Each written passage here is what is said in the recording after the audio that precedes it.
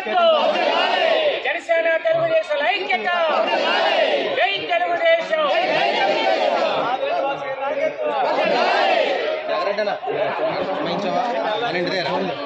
అయ్యో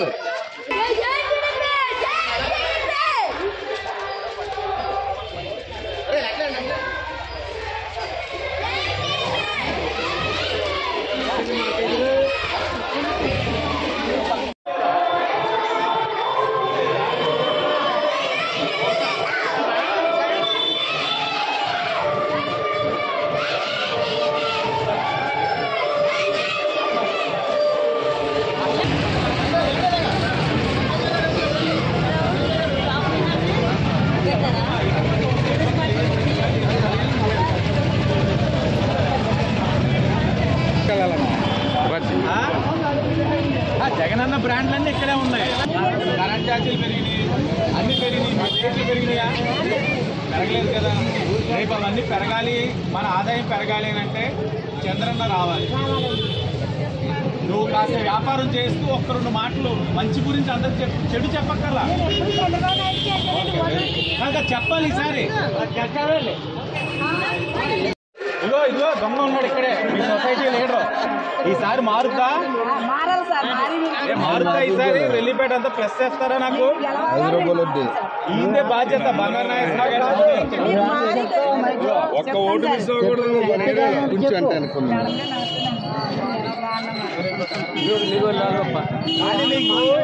ఇన్ని అన్యాయాలు చేశారు. చనిపోయింది చేయలేదు, రిక్షాలు పెంచలేదు, ఏది చేయలేదు, పర్మిట్ చేయలేదు.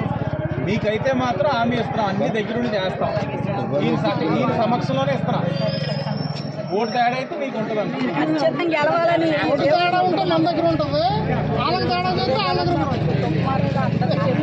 మరి రెండు సొసైటీలు మీరే ఇక్కడ ఉన్నారు కదా మీరు. శ్రీనివాస్ గారు సార్ దగ్గరికి వెళ్ళాలి.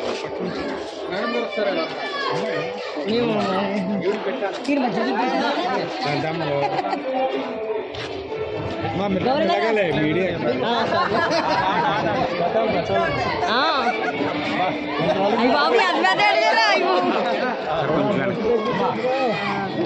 టికెట్ చేశారా?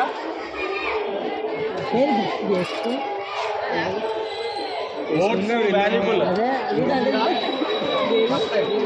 First vote very valuable. నీ ఓట్తో రాష్ట్ర భవిష్యత్తు మారాలని కోరుకుందాం. ఓకే. ఇచ్చేసిన ఆదిరెడ్డి శ్రీనివాస్ గారికి, అలాగే మా కమిటీ నెంబర్లందరూ కూడా, టౌన్ కమిటీకి, మా వార్డు కమిటీ నెంబర్లు, ఇలాగ ఇక్కడికి వచ్చిన సోదరి మండలందరికీ కూడా చాలా కృతజ్ఞతలు. ఎందుకంటే ఈరోజు వైసీపీ పరిపాలన ఎంత సోదరి మండలందరూ కూడా ఎంత బాధపడుతున్నారో ప్రతి క్షణం మాకు తెలుసు. ఆ బాధ నుంచి విముక్తి చేయాలి అందరికీ కూడా చంద్రబాబు నాయుడు గారు ఆధ్వర్యంలో ఇలాగా మన ఆదిరెడ్డి శ్రీనివాస్ గారిని మేమందరం కూడా గెలిపించుకొని మళ్ళీ మా వార్డు, మా రాజమండ్రి అంతా కూడా సుఖ సంతోషాలతో ఉండాలని కోరుకుంటూ వార్డులో దిగడం మొదలైంది. ఎందుకు తీసారు కారణం? నా కొడుకు హోంగార్డుకి ఎంత వస్తుందండి? హోంగార్డు చేస్తే కొడుకు చూస్తారండి, తల్లిని చూడరు కదండి. ఇప్పుడు ఏదన్నా పండు పొలం కొనుక్కోవడం నాకు 100 రూపాయలు ఆధారం లేదండి. ముగ్గురు కొడుకుని ఏ కొడుకుని అడగనండి నేను. ఏ కొడుకు నాకు అన్ని ఇచ్చాడండి. తెలుగుదేశంలో నాకు అన్ని ఇచ్చాడు. 2000లో ఇచ్చాడండి నాకు పెన్షన్. ఈ రోజున పెన్షన్ తీసేసాడండి. నానా బాధలు పడుతున్నాను. రోడ్డు మీద పిండి అమ్ముకుంటున్నానండి. ఇడ్లీ పిండి అమ్ముకుంటే కానీ నాకు గతి లేదండి. కొడుకులు ఉన్నారండి, ఉంటే మాత్రం ఏ కొడుకుని అడగనండి, రూపాయి అడగనండి. కూలి పని చేసుకుంటున్నారు కొడుకు. హామీ మాత్రం ఇవ్వగలుగుతాం. 3 నెలల్లో మళ్ళీ మన ప్రభుత్వం వస్తుందండి. నాకు తెలుగుదేశం అన్న ప్రభుత్వం వస్తుందండి. నేను గ్యారంటీగా చెప్తున్నాను. మేము మొన్న అన్న సెంటర్ జైల్లో ఉంటే విజయవాడ వెళ్ళొచ్చామండి. మేము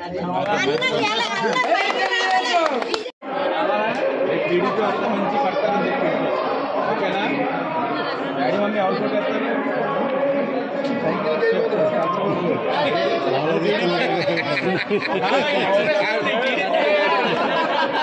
భవిష్యత్తు బాగుండాలి.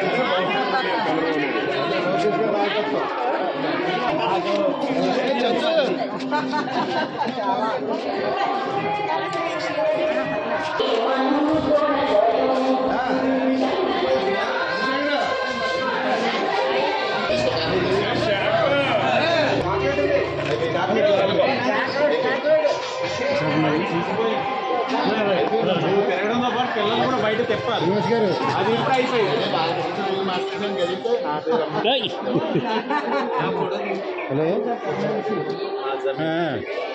హలో నువ్వు సాగుతారా పలానా ఉంటే రజకులందరికీ ఇలా ఇచ్చేవారు షెడ్ లాగా బండి.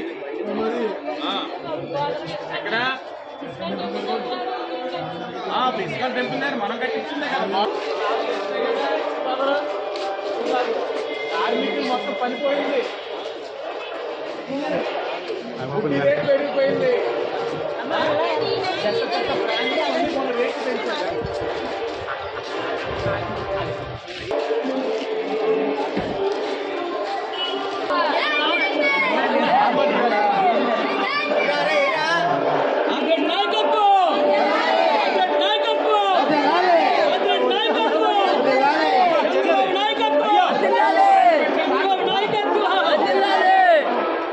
పెట్టుకోకుండా ఎవరో మీరు అది రండి రండి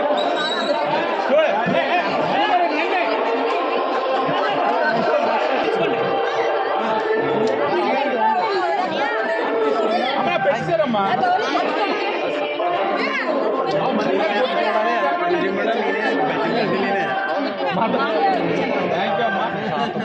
నగర కమిటీ నాయకులు అందరం కలిపి ఇంటింటికి తిరుగుతూ ఉన్నాం. విశేషమైన స్పందన మేము చెప్తానే ఉన్నాం. పండగ అయిన తర్వాత ప్రజల్లో చాలా మార్పు వస్తుంది. ఇబ్బందులు పడతా ఉన్నవారు పండగ అయిన తర్వాత ఇబ్బందులు రెట్టింపు అవుతాయి అని చెప్పడం జరిగింది. దానికి అనుగుణంగా ఈ రోజున ప్రజలందరూ కూడా చెప్పేది ఒకటే, మార్పు రావాలి. ఈ ఆర్థికపరమైన సమస్యలను భరించలేకపోతా ఉన్నాం, వ్యవస్థలు బాగాలేదు. ఇవన్నీ మార్పు రావాలి అని అంటే తెలుగుదేశం జనసేన పార్టీ అధికారంలో వస్తేనే మా సమస్యలు తీరుతాయని ఒక భావనలో పెద్దవాళ్ళు మొదలుకొని పిల్లలు కూడా చెప్పేది ఇదే. కాబట్టి వైసీపీ వాళ్ళు ఇంకా గమనించి ఆ 175 వైనాట్ ప్రగల్భాలు పలకడాలు తగ్గించుకొని కనీసం డిపాజిట్లు రావడానికైనా ప్రయత్నాలు చేసుకుంటే మంచిదన్నది మా సూచన.